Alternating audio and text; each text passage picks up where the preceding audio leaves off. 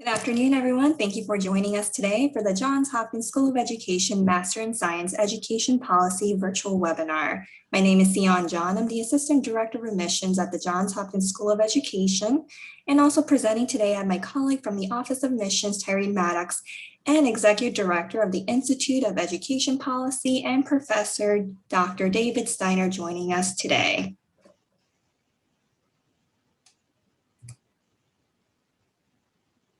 And before we get started, I would like to cover a few housekeeping topics. First, today's webinar is being recorded. We will be able to share a link with you after the event is complete. Please take a second to see if your mic is on mute right now.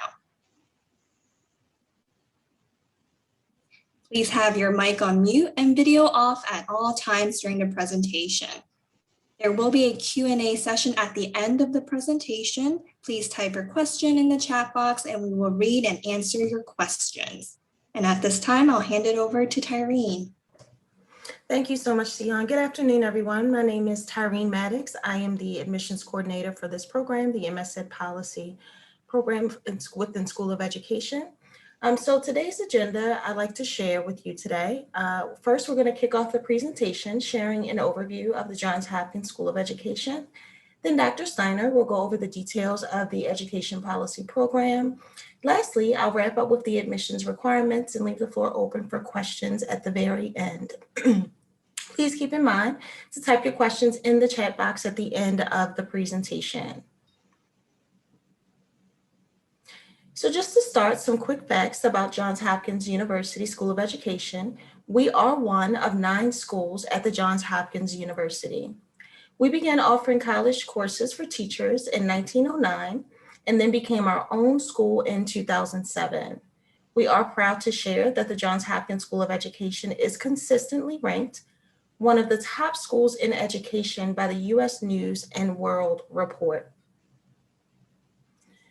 As far as school enrollment, we have approximately 2,437 students and offer more than 30 graduate programs, which does include doctoral, master's, and graduate certificate programs as well. We also have a strong network of over 22,000 SOE alums. Our faculty presenter today is Dr. David Steiner. Dr. Steiner is the Executive Director of the Johns Hopkins Institute for Education Policy and Professor of Education at Johns Hopkins School of Education. In 2020, he finished serving as a member of the Maryland State Board of Education and the Maryland Commission for Innovation and Excellence in Education. He currently serves on the boards of Core Knowledge Foundation and Relay Graduate School of Education. Most recently, he was appointed to the Practitioner Council at the Hoover Institute, Stanford University. He previously served on the Board of Urban Teachers.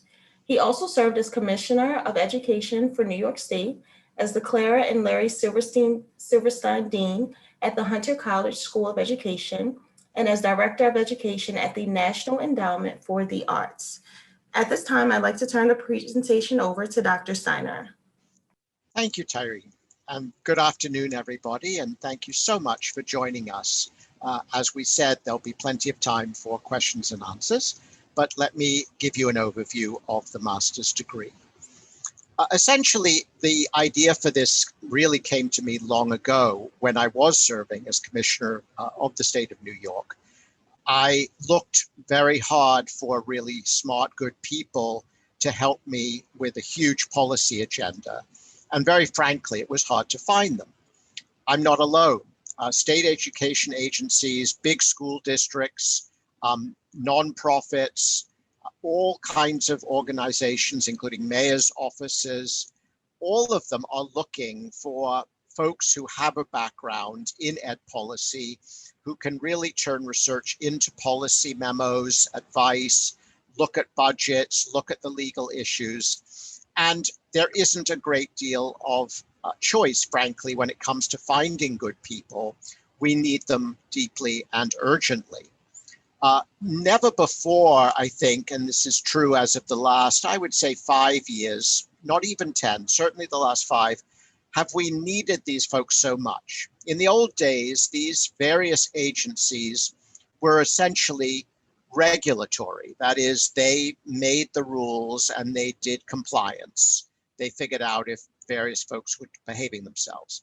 Now we expect large school superintendents, superintendents of large districts, that is, state commissioners, big think tanks, the federal government, the mayor's offices, all of these places we expect to make policy, to lead policy, to listen to stakeholders, to lead the nation forward and to overcome historically tragic achievement gaps between different groups of our citizens and to raise performance as a whole. So we really have the demand, and this degree is geared absolutely to providing all those who take the degree with the know-how, skills, credential to enter into really senior and forceful positions where they can make a difference. Next slide. The skills required are sophisticated, as the text says. It is not a simple business to understand education policy at the various levels, local, district, state, nation. It isn't easy to analyze the various kinds of statistical data that comes at us, or to turn that into English that can be really accessible to policymakers, legislative bodies, stakeholders, parents, teachers, principals, school boards. This is tough work, and you need real background in it. Even to understand the basic fiscal structures of school districts is really complex. Understanding the underlying causes of inequality in our educational opportunities in the United States is, again, a product of real study. People disagree, but there is good research and weaker research, and we have to understand, frankly, how to tell the difference and bring good research to policymakers in forms that they can understand. I do want to say that this work has never been more urgent than it is today. Not only are the achievement gaps in the United States not closing, they are actually widening, as we've seen from recent data. So that the challenge of raising performance across the board and closing those gaps is urgent and genuinely, I think, one of the most important public policy issues of the day. Next slide. So how does our program go about this? First of all, we are not going to teach you big textbooks for the sake of teaching you big textbooks or long academic essays for the sake of proving that you can write an essay. The courses are being taught by people who have real world experience. I will be teaching in the course. We have folks who've been in federal government, state government. We have first-class researchers, folks who really walk the walk. And we have decided to make this a fully online program. I'll come back to the one wrinkle about that in a moment, but it is an online program. It's designed for folks who have the BA, who are working. You can do this if you work really hard. You can perhaps do this in a year. I would say with part-time work, it would be very tough to do this in a year while working full-time, although if you don't sleep much, it's possible. But we've kept the credit numbers down for a full master's at Johns Hopkins, 33 credits unless you have to do an intro stats course, in which case it's 36. And we are going to teach this in sequence every year. So if you do decide to take it at a more modest pace, you can do it over 2 years, no greater cost. It's entirely up to you. We had planned a very intense 1-week residency program in Washington, D.C. to be held between the 9th and 13th of August. We are still going ahead with that week, but we understand, of course, that given COVID-19, it may be online. We will make a decision about that fairly soon, but we've already said to international applicants to the program that we fully expect to have an online option for them to take so that they don't have to come to DC just for a week. We do think that the in-person experience will have great benefits in the years ahead, for networking, for getting to know senior people. We have a remarkable lineup of folks coming to give seminars, but we may well do it online this year.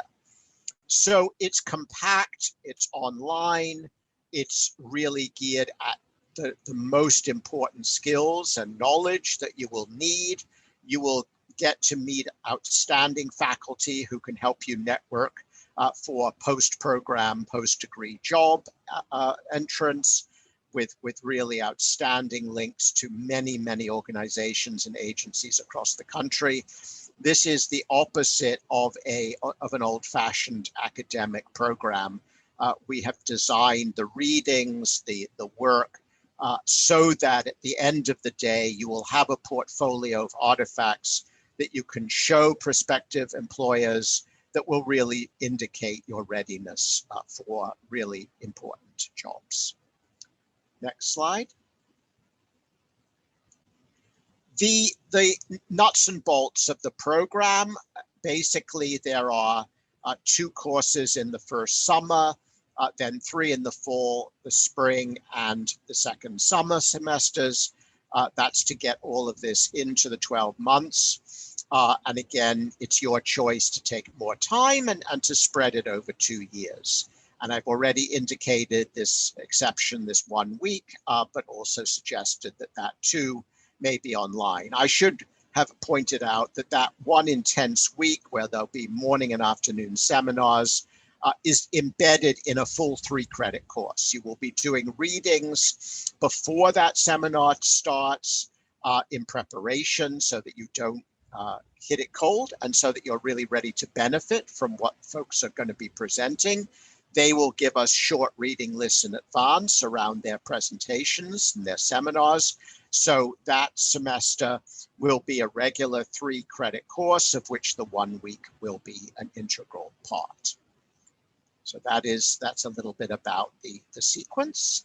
Next slide. And here it is in detail.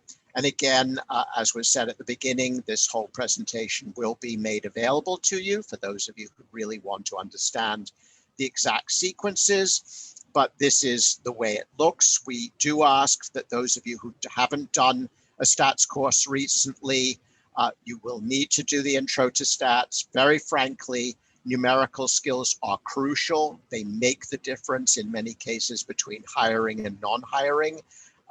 That introduction to ed policy I mentioned just a moment ago, that includes the seminar. Then in the fall, we cover federal education policy, diversity, and the intermediate stats, which everyone will take. Then in the spring, state and local education policy, international policy, and ed finance. Then a fascinating course in the second summer on the outside of the school impact on education, of course, on really understanding ed research, and you can't take that course, obviously, if you haven't got some basic statistics. And then a capstone project, and this, I actually will be doing this course as well as being part of the intro course, where we will work with you individually to create a project that fits with your job, your interests, and really allows you to explore something that's fascinating to you. We will support you if you want to do an experiential learning. That is not required for anybody. It's completely optional, but we have a powerful network. And if you would like to do some experiential learning, writing papers while you do it for credit, we will absolutely do that with you. So that is the sequence. You can see the number of credits at the bottom for each of the segments. And the whole idea here is there's nothing extraneous. There's nothing wasted. Each of these courses is intense. We do not, as again I said earlier, we do not set hundreds of pages of reading. We set readings that are, in our view, essential and are either classic in the sense that their results, their findings, their advocations are never out of date, or they're highly contemporary and extremely important for understanding what's going on today in American education. Next slide. So what can you expect out of this program? We actually are very transparent about the outcomes that we want to give you. This is not, again, an academic program for academic sake. It is not about the fact that you'll write X number of papers and read Y number of papers or texts or whatever. We expect these bulleted outcomes to be yours when you graduate. And we will work with you to make sure that you can do each of these things.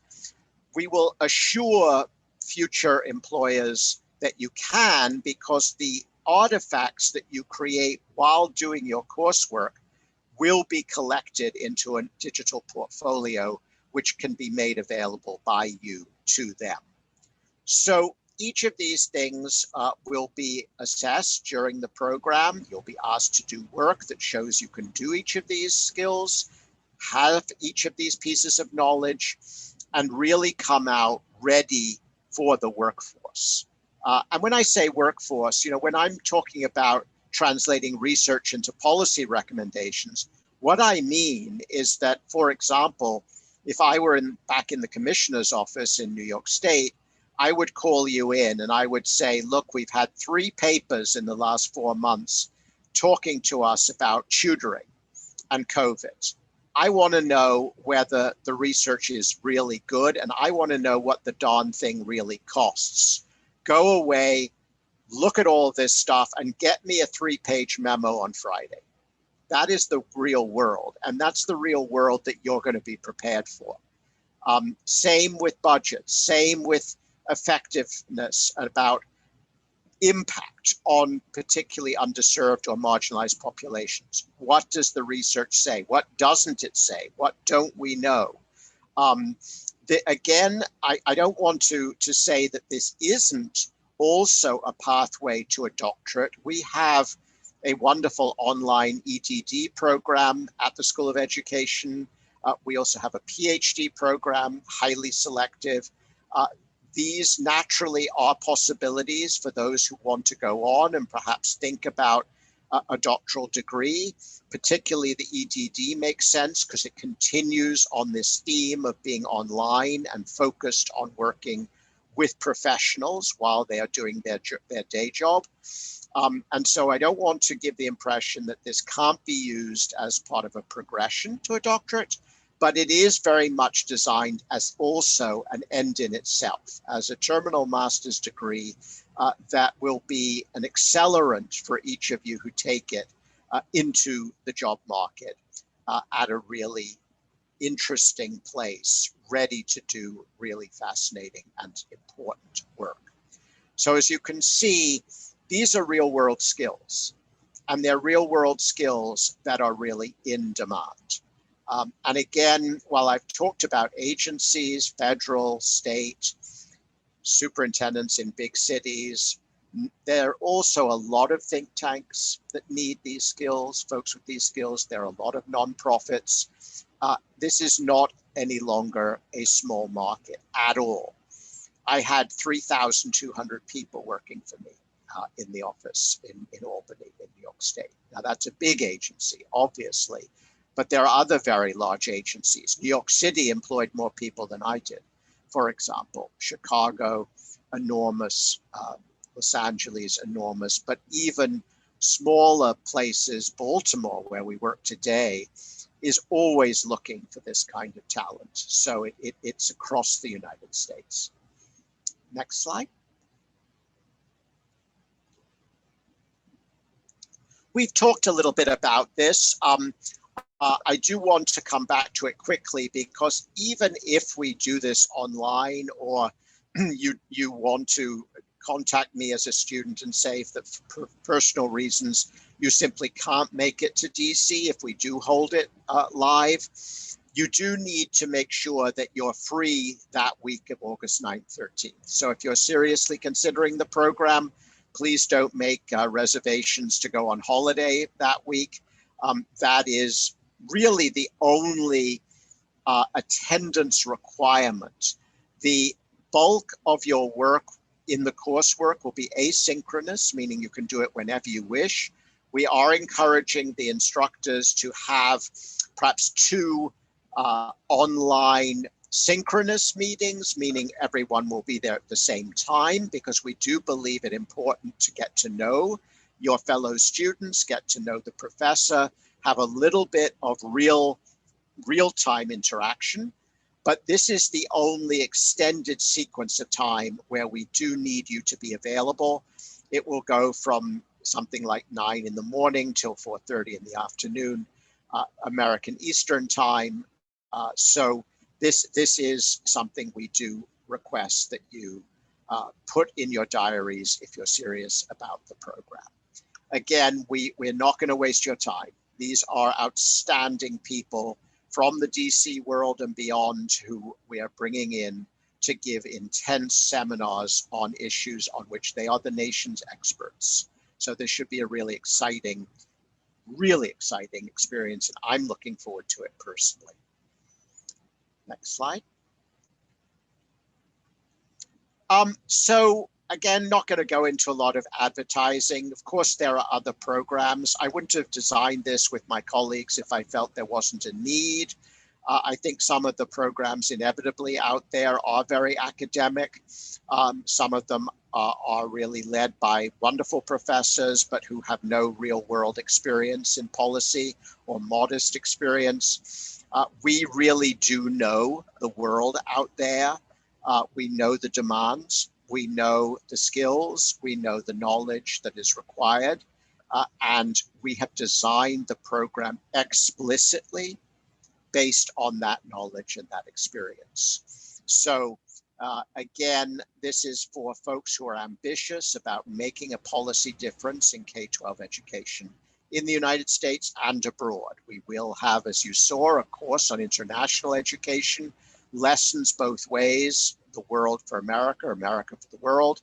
So this isn't only for American students. The statistics skills, the research skills, all of this will travel with you.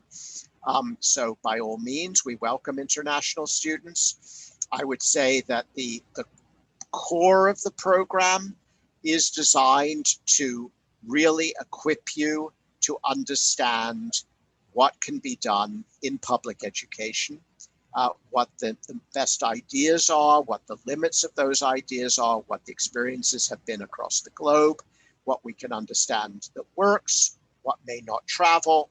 This is real world stuff. So that, I think, does put us apart from some of the other elite programs from top universities. Next slide. So, should I hand this back to admissions? Yes, thank you, Dr. Steiner, for the wonderful presentation on the Ed Policy Program. So now we're going to continue by going over the application requirements. First, 3.0 or better cumulative undergraduate grade point average. Next, applicants must submit a completed application, which can be found on our website. The application fee is $80. Official transcripts from all post-secondary institutions attended. We need all official transcripts, including institutions you may have taken courses but did not receive a degree. Essay and a current resume, 3 letters of recommendation, and finally, the GRE is not required for this program. And there are a few additional steps you need to take in order to complete the application process if you're an international student. You must submit a TOEFL or IELTS score, and if your degree was completed outside of the US, you will need to complete a course-by-course evaluation. Additional information can be found on our website.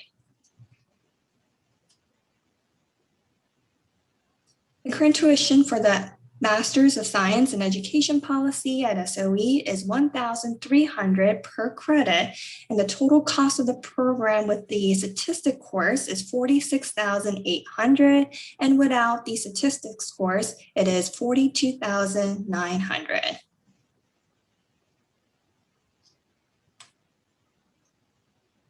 And if you're interested in applying for financial aid, we strongly encourage you to apply for financial aid when you start your application. We do offer a limited number of partial need-based scholarships for fall and spring semesters. The application deadline is April 1st. Please visit our website if you have any questions relating to financial aid.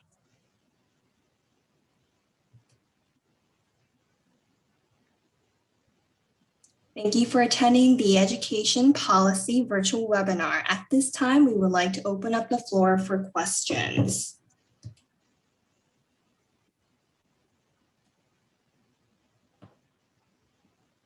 While you write your questions, I might add, for those of you who are math-phobic, we have very carefully selected the instructor for the stats course. She's absolutely outstanding and has designed the course for those who haven't done statistics, the intro course. It is very carefully paced. Again, the numbers are going to be modest. There's actually a question right now about how many applicants we're going to admit. We're going to admit up to 25, not more. We really believe strongly that in order to preserve the individual access to our professors, to really reach you, to give you what you're buying, which is this high quality program, we're keeping it small. We may in future years have a second cohort, but for now, strictly 25 is the cap. It is possible to have a full-time job, absolutely, and do the program over 2 years. That's what I would recommend if you have a full-time job, unless you're a complete workaholic. The way we will do synchronous is to encourage folks, our professors, to hold perhaps 2 slots open so that some of the class can do one, some the other. If we have international students in particular, we know that time zones can be a problem. So individual professors will work very hard to make sure that the synchronous sessions are accessible. They'll be in the evening.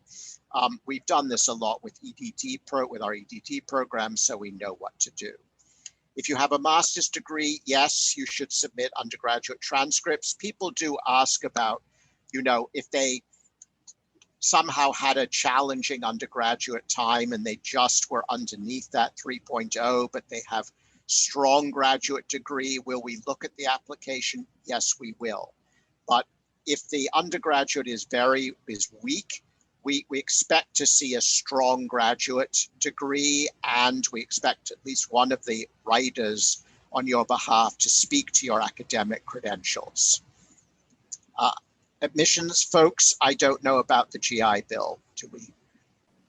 So that is more of a financial aid question, whether or not it's a military benefit. As to whether or not we accept that, I'm going to type in the chat the email address, and you can certainly reach out to them for that direct question. They operate separately from admissions, but they would be more than happy to confirm whether or not that would be acceptable for this program. On the question of applications, we don't know because this is a brand new program. So I would say if you're interested, apply. We will admit strong candidates on a rolling basis. We will hold other candidates against where we end up at the close of the application window at the end of March. But I would urge you to apply. And we will look at your application very carefully. Again, this is a brand new program, so we can't tell in advance how many applicants we will receive. But if you have a strong academic background, if you have some evidence of why you want to do the program, a professional direction, some other evidence of background in education, public policy, things of that kind, that obviously makes for a stronger overall picture. You write your own personal statement so you can speak to why this program makes sense for you, and your recommenders can speak to different strengths that you would bring to your fellow students and to the classes. Another question I received privately, and Dr. Steiner, you kind of briefly touched upon it, but how many hours should I allocate on classwork per week? I plan on working full-time and going to school part-time. Yeah, again, this is a tough one to answer because part of it depends on your own personal work habits and background. So, for example, if you've done stats before and you're exempt from the intro stats and you're comfortable with numbers, the intermediate stats course is going to be, pretty straightforward. If you haven't, and you have a bit of a tougher time with statistics, it's going to take more hours. If I could put my hand on heart and say each course is going to take, 6-7 hours of preparation a week, that would only be a guess. Again, some people read more quickly than others. We don't have large writing requirements. We do have shorter writing requirements. So you're going to do, shorter papers rather than big, long college essays. So again, if you are comfortable reading quickly and turning your reading into strong prose without agonizing over it, it's going to take you less time. But certainly say that if you are working part-time and if you are spreading this over 2 years, you're absolutely going to be fine. Where, of course, part-time can mean a lot of things too. It can mean anything from 10 hours a week to 25 hours a week. If you're doing 25 hours a week and you have transport as well and so forth and so on, it may be tougher. I don't want to be Pollyanna-ish about it. You'll need to be thoughtful. All right, so Yes, I would. Sorry, just very quickly on this question of working in state government, absolutely. I think that will only make for a much stronger CV. You'll be able to take that government experience plus this degree and really be in a position to accelerate. That's a perfect background. Sorry, you were saying. No, that was okay, Dr. Steiner. That was actually a perfect segue into the next question that I have. The question is, I don't have a background in education. However, I do have a passion for making a difference in the school system at the policy level. Will your program welcome career changers? Yes, I think to be very frank, what we will look at there is the personal statement, right? We want to see something more than I feel like I want to make a difference. Not that there's anything wrong with that statement. It's a great feeling and it's a crucial feeling, but we want to see some evidence that it's more than a feeling. In other words, have you done something outside of school that suggests, that you've put that feeling to work? Is there some evidence that as you switch career, this isn't just a kind of instinctive moment of thought, wouldn't it be nice if, that you've done some real thinking, that you've shown us that this is a mature choice and not something that's just, off the bat. Yes, this is a very good question about public-private. My colleague at the Institute, Dr. Berner, who's been working with me for 7 years now, 5 at Hopkins and 2 in New York, is a world expert on private education, has written a book about international systems that fund a far greater number of private schools than we do in the United States, has a particular interest in this sector analysis. We will be studying the whole question of whether the American divide between private and public schools really makes sense. And if it does, are there not still some ways to be more creative with tax credits and vouchers? Maybe. What are the pros? What are the cons? We are not ideologically pro or against policies. What interests us is, do they help children learn effectively, and particularly underprivileged children? We work with Catholic schools, Muslim schools, and Jewish schools right now with some of our tools at the Institute. We are sector agnostic, and so the answer to the question is very much yes.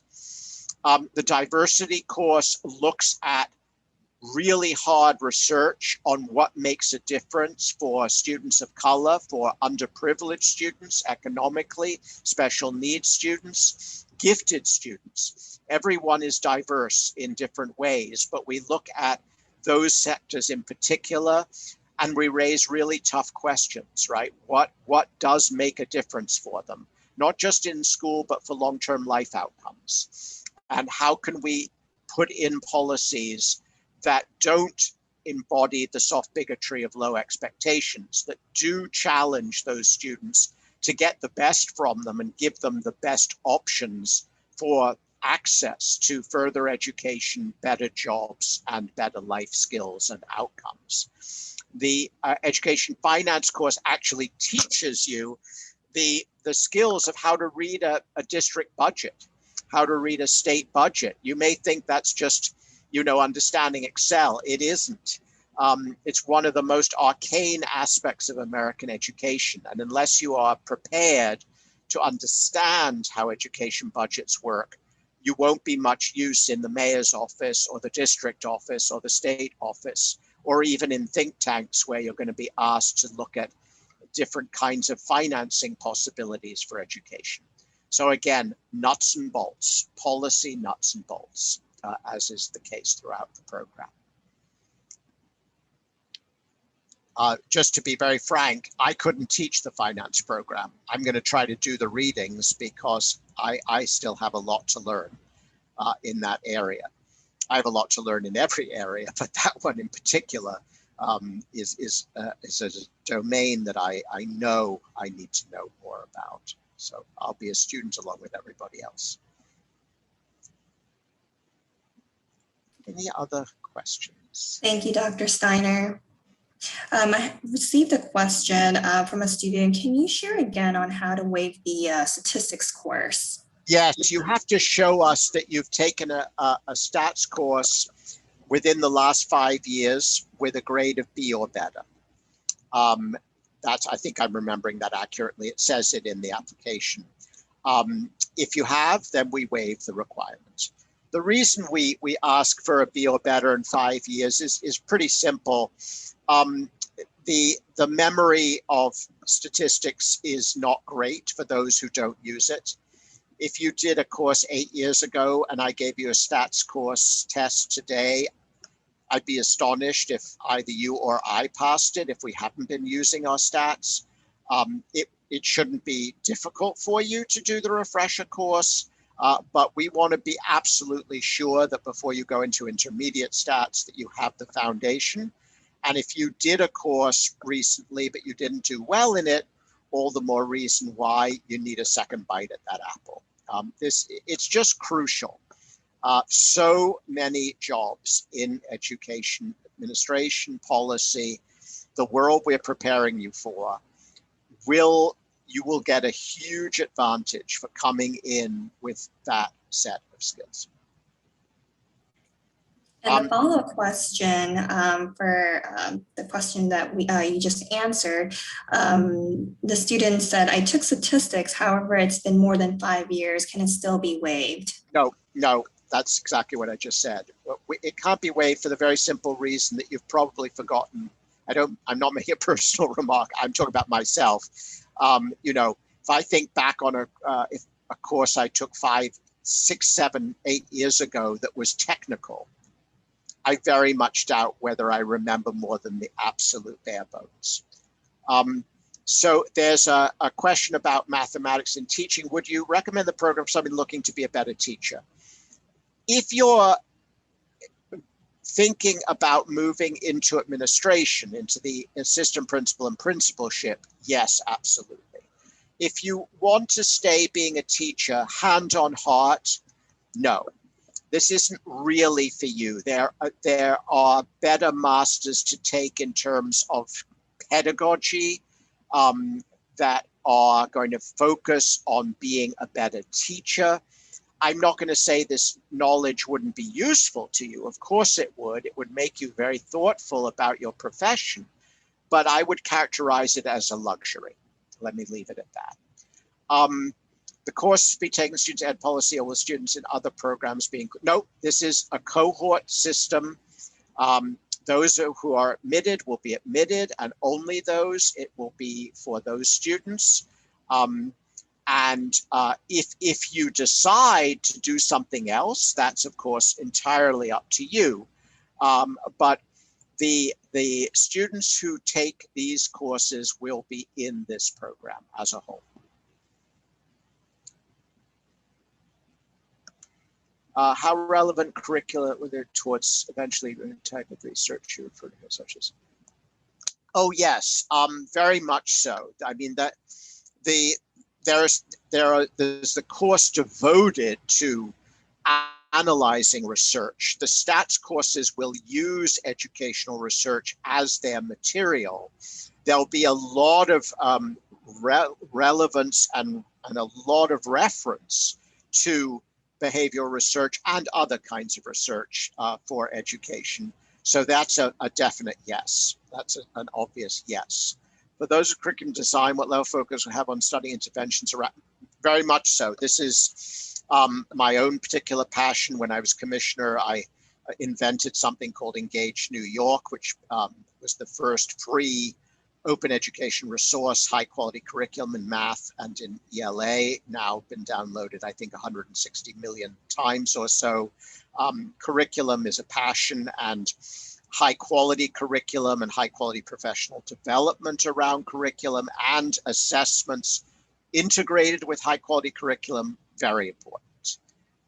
Opportunities to, once completing the program, again, it's not a small list, right? So there are multiple positions that span the range from think tanks, nonprofits, even in Baltimore. I mean, we have about 4 organizations I can think of immediately that will be interested in the credentials if they have openings, but certainly mayor's offices, certainly superintendent's offices, middle and high population cities, state departments of education, federal Department of Education.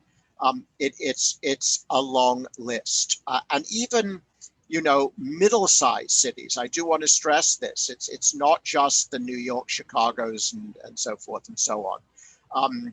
You know, folks we know who are reform-minded superintendents, and we know them personally, will take recommendations from us. I always feel a bit queasy about saying this, but frankly, one of the best reasons to take this program is that it was designed by people who are in this world and who are in daily touch with the folks who would hire you and whose reputations are well known by those people. This is, you know, our own institute, although small, would love to hire a really strong graduate of this program. We are forever looking for people who can write policy memos based on research, who can understand stats and use them, all the skills that we're teaching. So, you know, we'll be looking out for strong graduates just as much as everybody else. Anything else? Thank you, Dr. Steiner. Another question I received: is it mandatory to attend orientation in person? Will I be able to watch it online? I currently live out of the country. I assume yes, right? Or is that an admissions question? Is the orientation run by the admissions office? Oh, the residencies, but the students referring the to, residency. excuse me. Yes. Sorry. If you're talking about the residency, yes, this year it will certainly be available online. If we do run it in person, all I will be asking is for those of you who, for whatever reason, feel you can't be in DC to write to me. Obviously, we'll be in touch and explain what the situation is. I only say that because, frankly, if we do run it in DC, I think it's unlikely. But if we do, those who attend will find it very exciting and will be building their networks and so forth and so on. If I was betting, I'm not a betting person, but I would say there's about an 80% chance we'll hold it online for everybody this year. Thank you, Dr. Steiner. Another question we have relating to letters of recommendation. Would I be able to submit 3 professional recommendations since I have been out of school for a while? And the response to that, yes, you are able to submit 3 professional references if you're not able to have 1 academic reference out of the 3. Yes, you are. I would only say that obviously if your undergraduate degree was some years before, that makes sense. If it was strong, then nothing further to be said. If there were some issues, you might address them in your personal statement, just because we would want to understand perhaps, why there was a challenge when you were an undergraduate. But absolutely, you can have 3 professional letters. They should, of course, speak to your real skills. They shouldn't just be character letters. They should talk about your work and the more explicit they are, the stronger they are, frankly. Unless there are any further questions, I do encourage you to write. I will put my email in the chat box. See why it's turning my D's into. Could one of the admissions people put my keyboard seems to be on international keyboards. I was writing in French earlier today, and so it seems like. There we go. There we go. Sorry about that. Here we go. Finally understood English.